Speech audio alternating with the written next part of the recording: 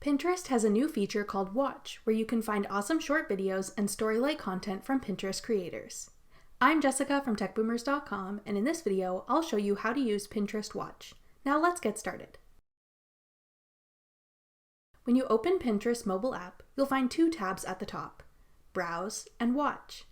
The Browse tab is like Pinterest's traditional feed with several small images and videos you can scroll through.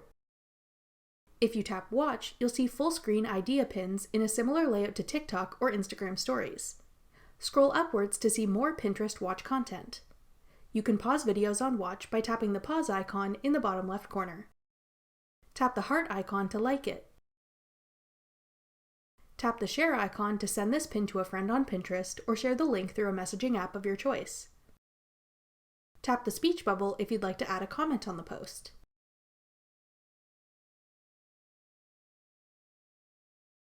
To save a Pinterest Watch video to one of your Pinterest boards, tap the bookmark icon.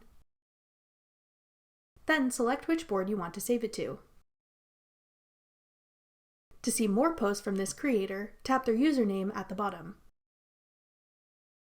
Create your own idea pins for a chance to be featured in the Watch feed.